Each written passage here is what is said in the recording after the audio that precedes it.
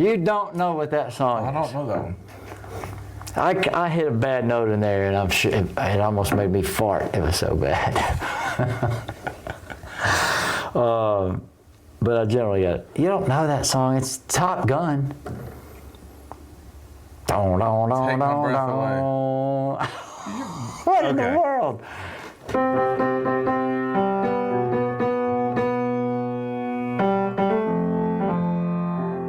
Yeah, I hear it now.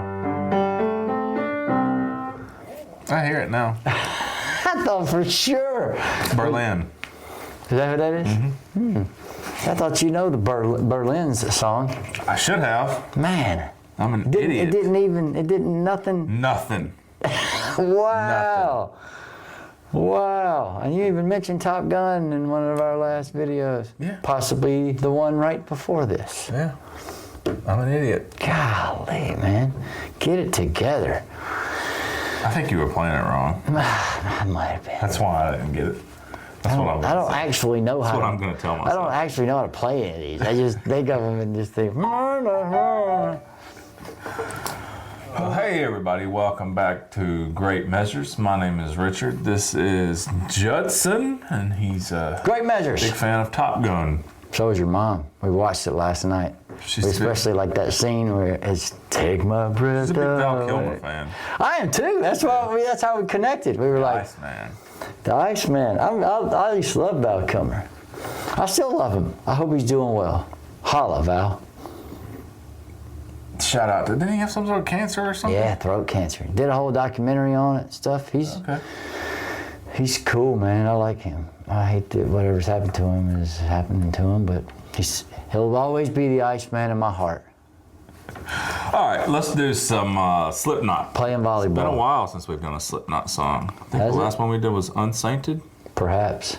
It's been a few months ago. We're going to rewind with this one and go back in time a little bit to... Time doesn't exist, Richard. Their album.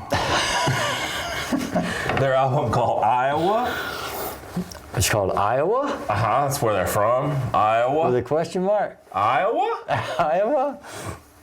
The song is called Left Behind.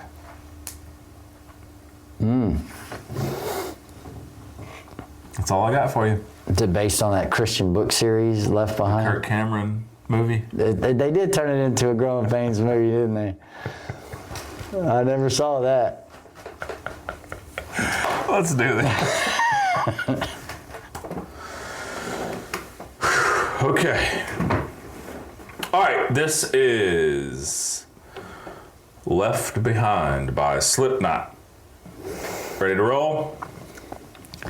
Sure, Richard, do it.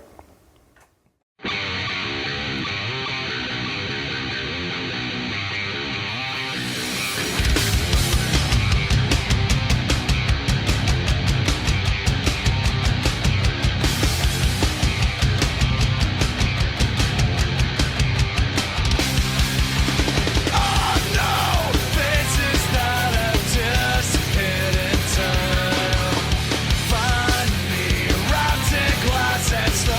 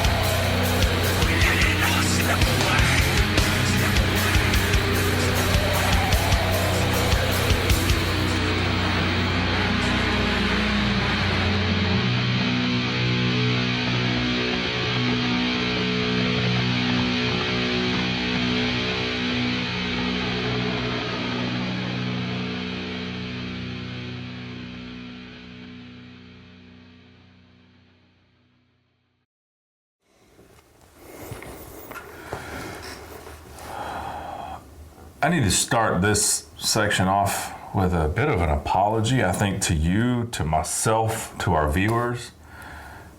I'm really disappointed in myself that this is the first, from what I remember, and I could go back and confirm this, but I'm 99% sure this is the first song that we've done from this album. And it's completely unacceptable. Is that right? Yeah. From Iowa? Yeah. We've done... Why are you saying that? Because Iowa is such a good album? It is a great album. And I don't know why I'm sorry. I don't know. I don't know. This is their first album? This is their second full length, I believe. This is after the self-titled. So the self-titled, we did Wait and Bleed. We did Spit It Out. And then after Iowa, you've got Volume 3, Subliminal Verses, which we've done Vermilion. We've done a few from it. And then after that, you got...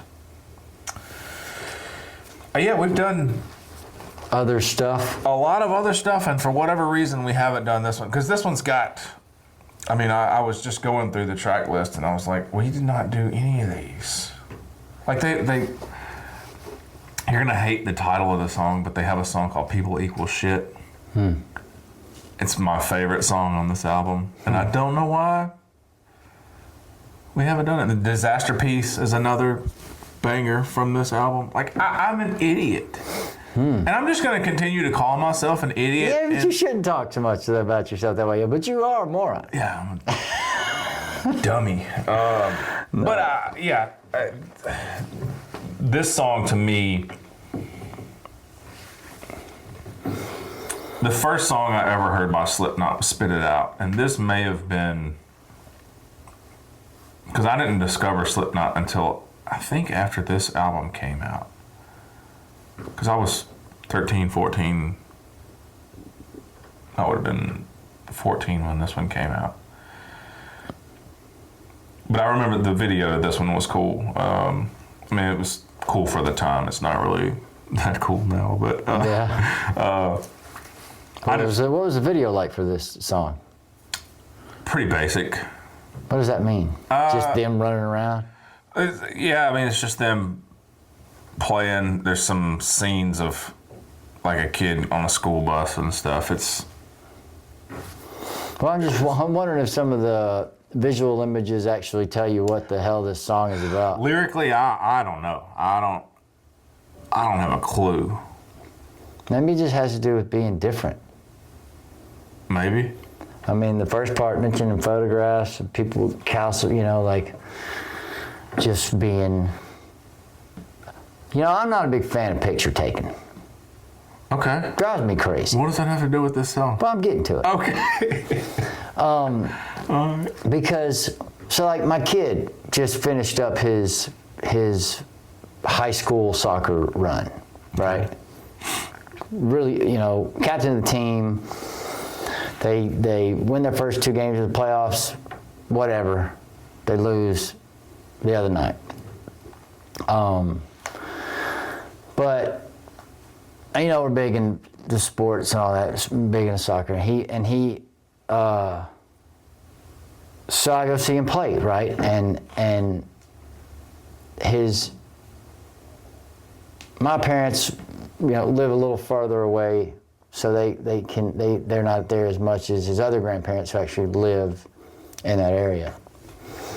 And this, I'm not putting this on them. It's like it's everybody now. They want to take a picture at the end of the game, or you and this person and them and this person, and then after a while, it's like, how many pictures do you have to take of the same freaking thing? Basically, it's the end of a game, right? It's not as if they're going to go back through those pictures and go, well, this was when they beat whoever, or this was when he had 3 assists and 2 goals, And it drives me nuts. You know, people used to have photographs, and it was the photograph. It was, you know, I still have, like, I have a photograph of my mom and my grandmother when they were 18. Not at the same time. Mm-hmm. Different points in time. Sure. But,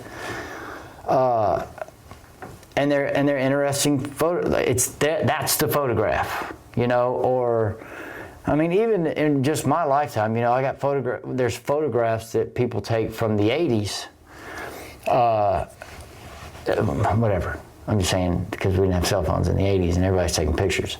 And you can, I remember that particular photograph, whether I know where it is or not, there's one, you know, and maybe I remember what's going on. Somebody does. Whoever took the photograph probably has more of an idea of what's going on and the certain circumstances around the photograph. But I'm just saying, this excessive taking of photographs now, sort of, I don't even know how yet talk about what it's doing to the actual experience, or, you know, first of all, taking time to kind of do that, I mean, you're sort of taking away from the experience in a way to me. But it drives me crazy. There's thousands now. I mean, do you have them on your phone? Do you have thousands of photographs? And do you ever go back and, I mean, you may, if you're trying to show somebody something, you sit here and go like this and like this and like this and like this and like this and like this and like this and like this. Oh, I can't find it. You know? 90% of my photos are my cats and my dogs. That's even worse. No, it's not. That's even worse. No. Why you need so many photographs of these things? You don't go back and look at them. Yeah, we do. Oh, come on. Yeah, I do. Especially, in my opinion, with animals. Their lifespans are much shorter. So you try to... I'll tell you something Tasha and I have been doing lately. And it's so entertaining and it's so funny. So I got the cats, it's this big wheel, mm-hmm.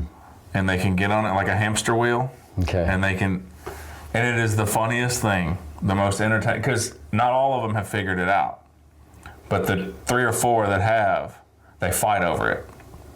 Like, one of them will go get on it and the other one will be on the other side of the room and see the other one on it. I have videos of this. I just need to interject for a second. Okay.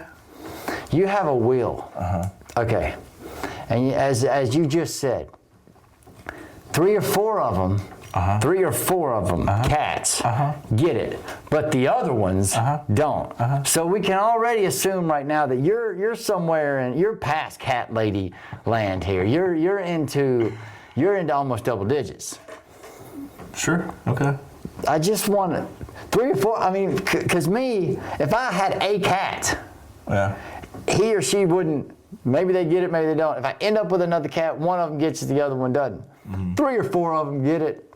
That's the other 20 of them are trying to figure it out, and there's 7 of them that have already died from it, and we have pictures of them too. Nobody's died yet. Nobody's died yet. And then there's the 2 pits, the 2 pit bulls that we. Do they mess with it? Nah.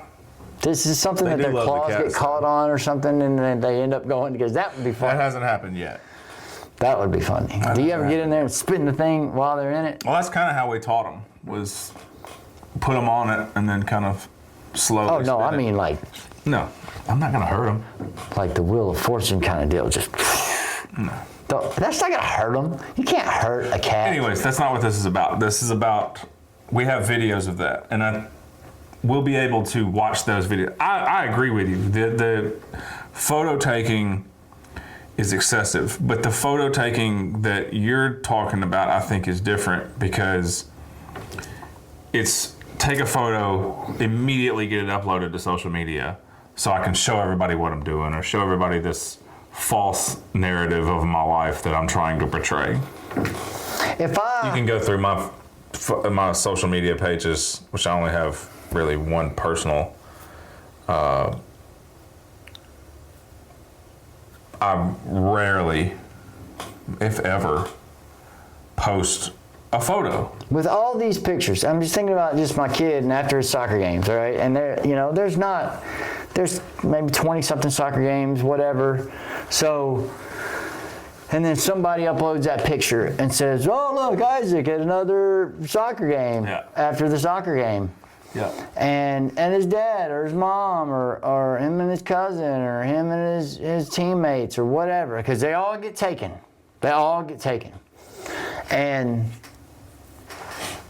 so you see one pop up, right, next week on a Tuesday, because he had a game on Tuesday. Then you see another one pop up on Friday, okay? There's no difference in them. So it's not as, if you just took the one photograph that you took at the first game and you just kept posting it, nobody would know the difference. Mm-hmm. And at some point, you're not going to remember, what's the point? What's the freaking point in doing it? Mm-hmm. You're taking up space on your phone. You're making people like me, go on, guys, get over there. Get over there together. Get over there, smile. Judson, smile. You know, I don't like to smile in photographs. What does this have to do with Slipknot? It has to do with it because he mentions, calcifying in time being part of the photograph, and I think maybe that doesn't have anything to do with it, but maybe it does. This is just something you needed to get off your chest. I don't know. We just went down a road, and you went to your cats taking pictures. Yeah, talking about why we take photos. When you do that, you go. Yeah, when you say this to me, and it's just the mannerism of what you do it, and you make me immediately feel stupid and bad. Really disengaging. Yeah, for what I just said, you're like, yeah, like your tone of voice is, yeah, what's the problem with that? Why are you getting on to me, It's so, so manipulative. But I don't know, I feel like the song has to do with that, is maybe the culture, the social, part of it's being the social media culture, but this culture, and I'm sure other parts of the culture have left him behind, maybe. Yeah, I think the difference in the current culture, as you put it, versus the era that you mentioned being the 80s of taking photos. Or maybe that was left behind. Those photos back then were taken in a sense of, we want to be able to cherish this moment. Yeah. Now it's, look what I'm doing. Yeah. Look what I can do. Yeah. Look where I am. Look who I'm with. Instead of actually taking the photo. Like I said, I don't put my photos on because they're for me. Yeah, it's an up-to-date, minute-by-minute projection to the world about what you're doing in your life. Mm-hmm. And like I give a like I care. Mm-hmm. Like I care. Yeah. It's the difference in now and then, and I would say that era is definitely left behind. Yeah, so I guess you could look at it in both ways. But I don't know. It's hard to understand what he's talking about in the song all the way. What's the chorus? Sing the chorus to me. As I close my eyes, I feel that I'm slipping away. Yeah. We all got left behind. We let it all slip away. Yeah, I mean, it could just be surface stuff, but this one, that's right. I like the Slipknot. Yeah. And I never really paid attention to him. Like I said, the only thing that I remember up until we started listening to him that I knew about was when they crashed Howard Stern. Okay. They did that. That was awesome. That was a total marketing thing that they. So cool. Yeah. Actually, I saw that after I already knew their faces because I'd seen shirts with the Slipknot. Right. And them, that sticks in your mind. But I'd never listened to them. And then I guess I saw maybe a clip of a live show and just noticed the percussive stuff that's going on, which I dig. Really. And there's 9 of them. There's 9 Wu-Tang Clan members. Right. So they're the Wu-Tang of metal. And if you had Wu-Tang and Slipknot on stage, that's fielding 2 baseball teams right there. That's a lot of people on stage. Do it, Slipknot, Wu-Tang's come out with a new album. We need a collab for sure. And even though the masks were always sort of grotesque to me and I didn't get it, I pay attention to that. I'm a big Muppets fan, and I know that it's a puppet, but it's so funny to me, and I really get into the whole thing and the whole whatever emotion they're trying to put across, I believe that the Muppet is doing it. The Muppets have looks on their faces, and it's just hilarious to me. It doesn't bother me that there's a hand up there actually doing it, and, you know, somebody else's voice. That's Kermit, as far as I'm concerned. And so whenever somebody puts on a mask like that, I give them my full. I believe you. I'm going to believe what character you're trying to portray to me, and you know, that's why it's hard for me to watch movies that have a lot of gore in it. You know, somebody cutting somebody's leg off. I'm not watching it going, well, this is fake. I'm giving it all the respect of my imagination that it's due, because that's what they're portraying. Sure. So I didn't go the Slipknot direction because I thought they looked crazy. It scared me a little bit. But I don't know. Now that we're listening to them, I really like their lyrical content most of the time. I really like their musical decisions. His singing, I like that he sings. Yeah. Slipknot sort of is the, I don't know the word to use. For me, the recompense maybe, or for me to alleviate my criticisms of other bands when it comes to their singing. They're a gateway band. Okay. In my opinion, for people you know, around my age or our age, you're substantially older than I am, but I'm 73 years old.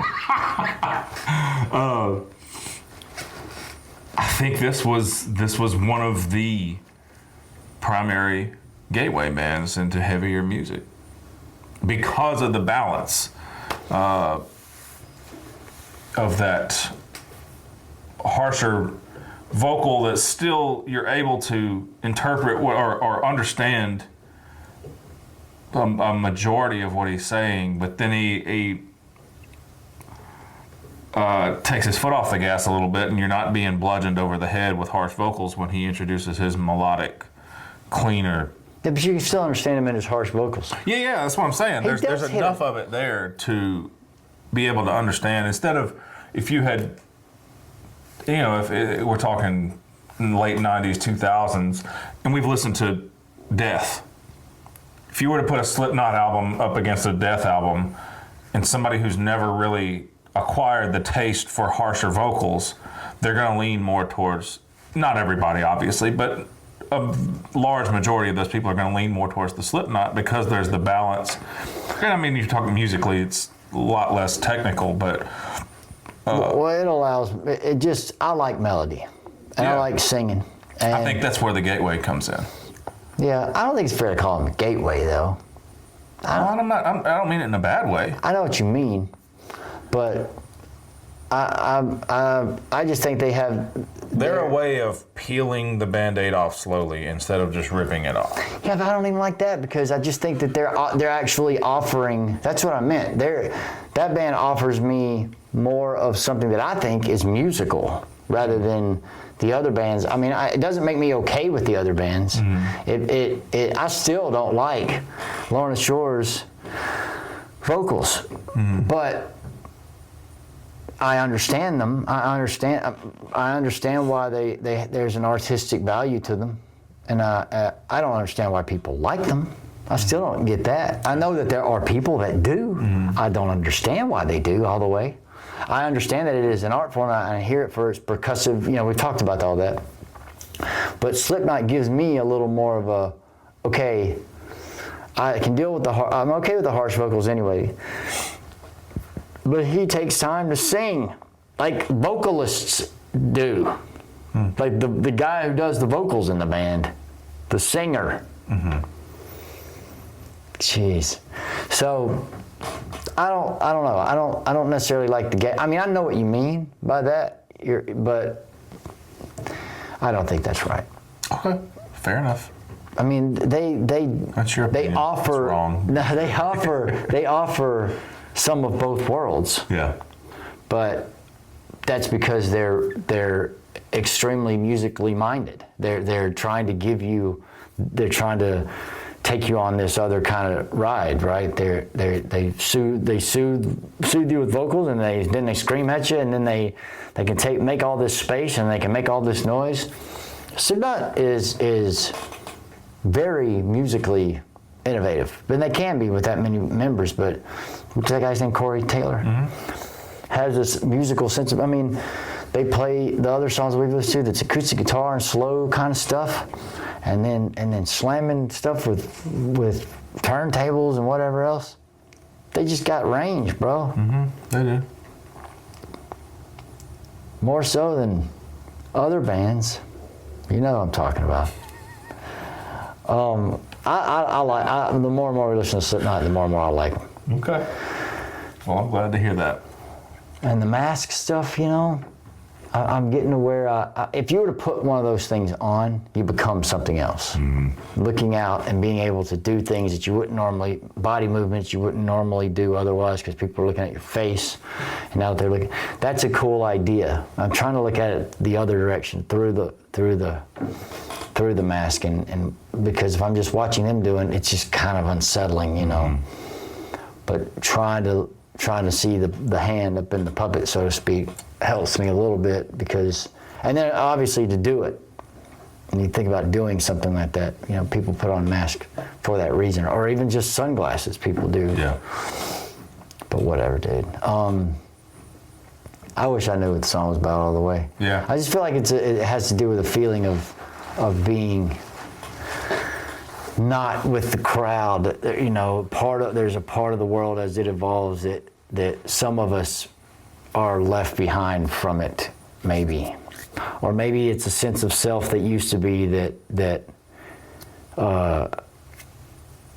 is left behind from, you know, or you're leaving that self behind, moving into something else. I don't know. It's kind of weird. That's cool. I'd like to know. But that's why I like them too, is because their lyrics are interpretable. Yeah. Cool.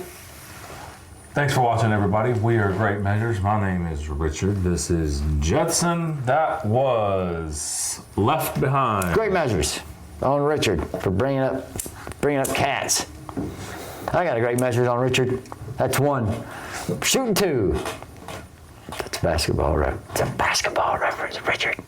That was Left Behind by Slipknot. Thanks for showing me this, Richard. You're very welcome. Have a wonderful day, everybody.